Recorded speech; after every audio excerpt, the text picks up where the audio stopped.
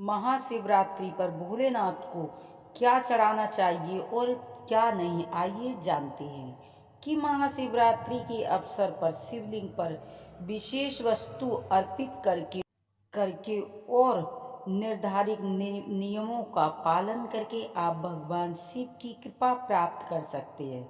साथ ही शनि की साढ़े साती और ढैया से भी छुटकारा पा सकते हैं। महाशिवरात्रि पवित्र त्योहार आने वाला है। इस दिन भगवान शिव की पूजा का विशेष महत्व है। धार्मिक मान्यताओं के अनुसार महाशिवरात्रि पर इस दिन शिवलिंग पर कुछ खास चीजें अर्पित करने से भगवान शिव की कृपा प्राप्त होती है। साथ ही शनि की साढ़े साती ढैया से भी मुक्ति मिलती है।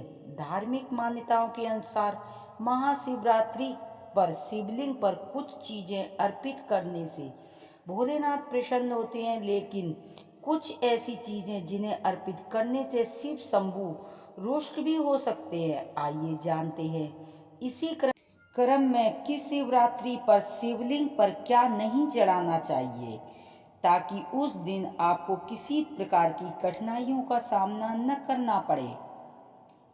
दूध को चंद्रमा का प्रतीक माना जाता है, जिसे शिवलिंग पर अर्पित करने से मानसिक शांति प्राप्त होती है। दही का शुक्र का प्रतीक है, इसे शिवलिंग पर अर्पित करने से जीवन में सुख समृद्धि आती है।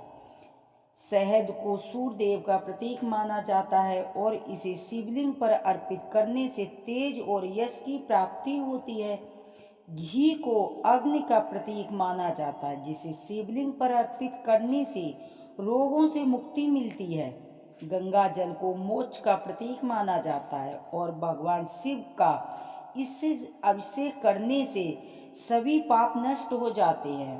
बेलपत्र भगवान शिव का प्रीति माना जाता है और इसे शिवलिंग पर अर्पित करने से भगवान शिव प्रसन्न होते हैं। धतूरा भगवान शिव का प्रतीक माना जाता है और इसे शिवलिंग पर अर्पित करने से शत्रुओं का नाश होता है।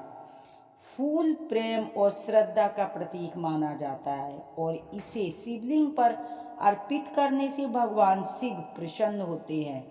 चावल अन्न का प्रतीक माना जाता है और इसे शिवलिंग पर अर्पित करने से धन और धान्य की प्राप्ति होती है।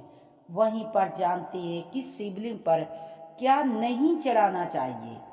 तुलसी को भगवान विष्णु का प्रतीक माना जाता है, इसीलिए शिवलिंग पर नहीं चढ़ानी चाहिए।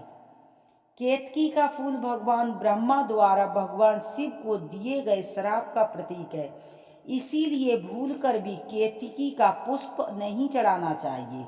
लाल फूल तो अग्रता का प्रतीक माना जाता है, इसीलिए इसे शिवलिंग पर भूल से भी नहीं अर्पित करना चाहिए।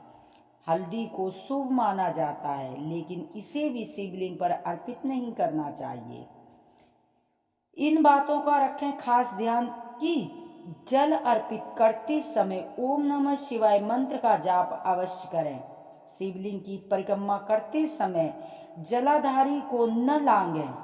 शिवलिंग पर जल अर्पित करते समय हमेशा पूर्व या उत्तर की तरफ मुख होना चाहिए। शिवलिंग पर अर्पित की गई वस्तुओं के बाद में किसी पवित्र स्थान पर विसर्जित कर दें।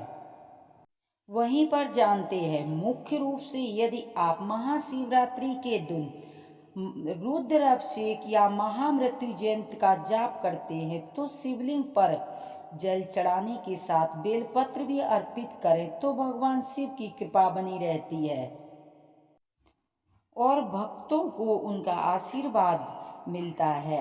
महाशिवरात्रि के दिन भगवान शिव की पूजा का विशेष फलदायक होती है और इस दिन किए गए रुद्र अभिषेक का महत्व भी अधिक बढ़ जाता है। रुद्र अभिषेक एक शक्तिशाली वैदिक अनुष्ठान है, जिसमें विशेष मंत्रों का उच्चारण के साथ शिवलिंग पर जल, दूध, दही, घी, शहद, गंगा जल और बेलपत्र अर्पित किए जाते हैं। ये पूजा न केवल भगवान शिव को प्रसन्न करती है, बल्कि भक्तों के जीवन से नकारात्मक ऊर्जाओं को दूर कर उन्हें सुख समृद्धि का आशीर्वाद प्राप्त होता है।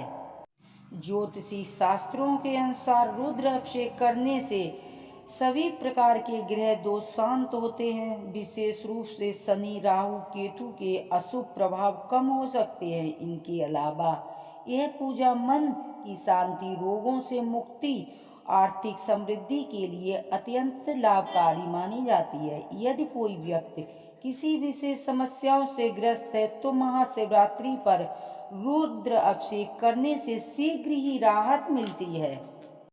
महाशिवरात्रि पर महामृत्यु जयंत्र मंत्र का जाप करने से नकारात्मक शक्तियां दूर होती हैं और स्वास्थ्य संबंधित समस्याओं से मुक्ति मिलती है।